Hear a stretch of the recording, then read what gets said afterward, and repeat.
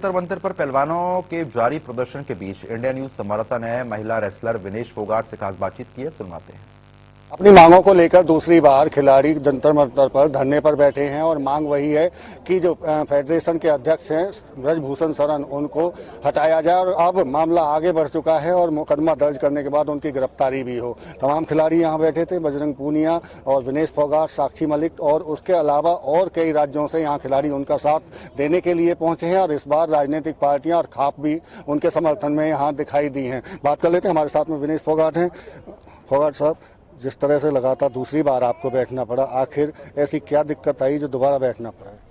जी, दिक्कत तो सेम ही है। दिक्कत तो ठीक हुई नहीं है। ब्रजभूषण के खिलाफ में जो लड़कियों ने आवाज उठाई थी शोषण के खिलाफ में, तो वो सेम चल रहा है। वो खुद रनिंग कर रहे हैं WFI को। तो वही है कि हमने FIR के लिए कंप्लेंट्स डाली है। 7 लड़कियों ने FIR दर्ज करके उनके ऊपर मुकदमा होना चाहिए। उनको जेल डाल के उसके बाद में जो भी इन्वेस्टिगेशन है पुलिस को, वो करनी चाहिए। जिस तरह से 2 कमेटी बनाई गई, उनकी रिपोर्ट सार्वजनिक नहीं हुई, आप उससे संतुष्ट भी नहीं थे। उसके मेंबर और सदस्यों से भी कई बार मनमुटाव ये था कि उनको क्यों रखा गया? नहीं, हमारा कोई मनमुटाव किसी से नहीं था। हमारा सिर्फ ये था कि उन्होंने, जब गवर्नमेंट ने जो बोला था, उन्होंने बोला था कि आप जो लोग बोलोगे उसको हम कमेटी में डालेंगे, जबकि सब कुछ अपोजिट किया गया। फिर भी हम उस चीज पे एग्री हो गए। 4 हफ्ते बोल के 2 हफ्ते और बढ़ा दिए, उसके बाद में 3 महीने बढ़ा दिए, उसके बाद में 3 साल तक तो वेट नहीं किया जा सकता सर। हम भी रेसलिंग कर रहे हैं, हम भी एक एक्टिव एथलीट है। हमने कोई संन्यास ले लिया तो हम भी ये भी सोच सकते हैं चलो 2 साल के लिए हम वेट ही कर ले इस चीज के लिए।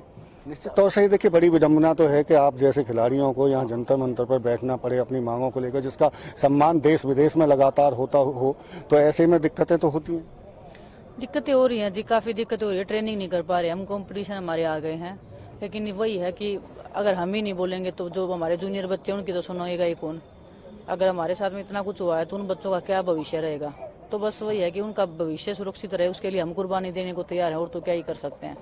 कानून की भी मदद ले रहे हैं, कानून के पास चले गए, पुलिस में शिकायत दे दी, मुकदमा दर्ज फिर भी नहीं हुआ। लगता है दबाव में पुलिस दबाव में है बिल्कुल, क्योंकि वो पॉलिटिशियन आदमी है, इतने सालों से सांसद बन के बैठा है, पावर है, पैसा है और सरकार में उनका हाथ है भी, तो इफेक्ट तो पड़ता है हर चीज का। और इसी के लिए हमारी आवाज को दबाने की कोशिश की जा रही है। लेकिन सच्चाई थोड़ी दबती है किसी चीजें, सच्चाई को कोई दबा थोड़ी सकता है। जिस तरह पिछली बार संपर्क किया था सरकार की तरफ से, खेल मंत्रालय की तरफ से, खेल मंत्री से आपकी 2 मीटिंगें भी हुई, 2 दिन आपको 24 घंटे से ज्यादा का वक्त इस बार भी हुआ है। क्या कभी कोई उधर से कोई मैसेज आया है? अभी दूसरी रात होगी जी, आपके बगल में बैठे हैं ये अभी सर आए हैं स्पोर्ट्स मिनिस्ट्री से, आप उनसे बात कर लीजिए। अभी पूछताछ के लिए आए हमसे कि क्या चाहिए या क्या नहीं, तो आप उनसे भी पूछ लीजिए। अभी देखते हैं क्या बताएंगे सर। लेकिन क्या अगर बुलावा आएगा तो जाना चाहेंगे या उनको यहाँ बुलाना चाहेंगे? जी, हम नहीं जाएंगे। किसी को बात करनी है वो इधर ही आगे बात करेगा। अभी कोर्ट का भी सहारा लेने की तैयारी की जा रही है, तो अब उम्मीद कोर्ट से ही बची है क्या आखिरी? देखिए, देश की जनता के सामने हम आए थे, देश की जनता हमारा न्याय करवाएगी और उच्च न्यायालय से हमें पूरी उम्मीद है। देश के संविधान में, हमारा देश संवैधानिक देश है, ऐसा मतलब लोकतंत्र में रहते हैं हम, तो संविधान के थ्रू जाएंगे। अगर हमें ऐसे न्याय नहीं मिल रहा है तो हर चीज वो करेंगे जिससे हमें न्याय मिल सकता है। कोई भी न्याय देगा, हम वही रास्ता अपनाएंगे।